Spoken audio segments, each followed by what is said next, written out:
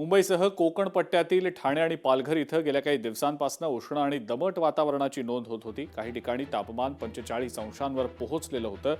यामुळे नागरिकांना गेल्या काही दिवसांपासून उष्णतेचा मोठ्या प्रमाणावर त्रास सहन करावा लागतोय। राज्यामध्ये उष्णतेचा कहर पाहायला मिळतोय आणि ही उष्णतेची लाट येत्या काळात अधिक तीव्र होणार असल्याचं समजतंय।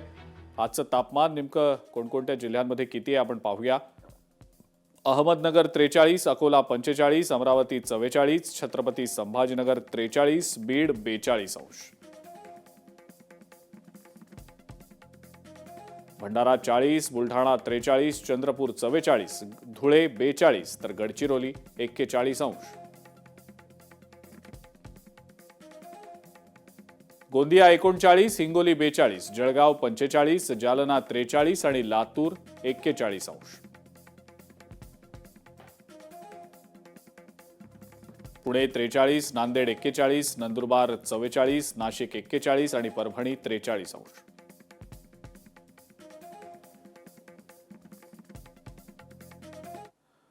नाशिकमधील बहुराष्ट्रीय आयटी कंपनीमधील धर्मांतर आणि अत्याचार प्रकरणातल्या 5ही संशयित आरोपींचा जामीन अर्ज कोर्टानं फेटाळून लावलाय।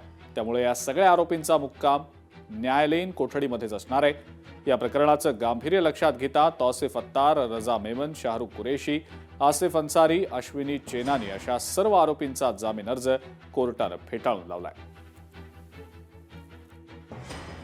निदा खान TCSच्या केसमध्ये सर्व आरोपींच्या वकिलांनी युक्तिवाद केला होता की या आरोपींना अटक करण्याचं कारण नव्हतं, अचानक त्यांना अटक केलं। यांनी सगळ्यांनी तपासाकामी मदत केली असती, ते कुठेही फरार झाले नसते। खूप घाईत अटक केली, परंतु त्यासुद्धा जर फरार झाल्या असत्या तर त्या डिपार्टमेंटचा हेड आहे, त्यांच्याकडनं जी सगळी माहिती त्यांच्या आधिपत्याखाली ती सरकार पक्षाला मिळाली नसती।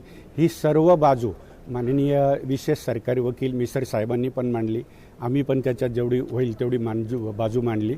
माननीय सर्वोच्च न्यायालयाचे निवाडे त्याच्यामध्ये दाखल केले आणि त्यानुसार आज माननीय कोर्टाने सर्व आरोपीचे जे जामीन अर्ज आहे ते सर्वच्या सर्व नामंजूर केले आहे। पुण्यातल्या हडपसरमधल्या खासगी रुग्णालयामध्ये स्फोटकं आढळून आलेली होती आणि त्यामुळे राज्यात खळबळ माजलेली होती। या प्रकरणातल्या आरोपीला दहशतवाद विरोधी पथकानं नागपूर रेल्वे स्टेशनवरनं ताब्यात घेतलंय। शिवाजी राठोड असं या संशयित आरोपीचं नाव आहे। आरोपीला ताब्यात घेतल्यानंतर नागपूर ATS कार्यालयात तब्बल 6 तास त्याची चौकशी झाली आणि त्यानंतर वैद्यकीय तपासणी सुद्धा करण्यात आली। आरोपी एक ट्रेननी नागपूरच्या दिशेने पडालेले आहे अशा प्रकारची बातमी समोर आली होती। अकोला पोलीस यांच्याशी संपर्क करून त्यांना मूर्तिजापूर परिसरात इंटरसेप्ट करण्याची प्रयत्न करण्यात आली, परंतु तसे न होता शेवटी त्यांना नागपूरच्या रेल्वे स्टेशनला त्यांना ATSची पथकनी त्यांना ताब्यात घेतलेले आहे। त्यांना आरोपीला पुणे येथे आणण्याची प्रक्रिया सुरू आहे। मला वाटते आज रात्रीपर्यंत बहुतेक पुण्यात पोहोचतील। तपास आता यामध्ये कोणताही प्रकारचे टेरर अँगल या पूर्ण घटनेमध्ये नाही आहे। पुण्यातल्या रुग्णालयात बॉम्ब सदृश वस्तू ठेवल्याच्या प्रकरणात नागपूरला पसार होण्याआधी आरोपीनं रोख रक्कम घेतली होती। एका मोबाईल शॉप दुकानदाराकडनं पैसे देखील घेतले होते। मोबाईल शॉपमधल्या आरोपीचं CCTV देखील आता फुटेज जे आहे ते समोर आलेलं आहे।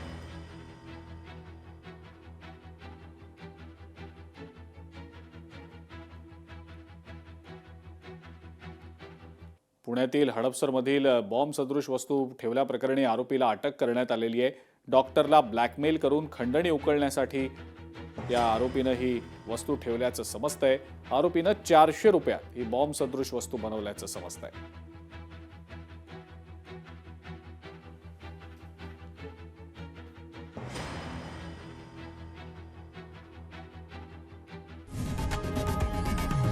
लोकशाही मराठी ऐका, पहा, जागरूक रहा।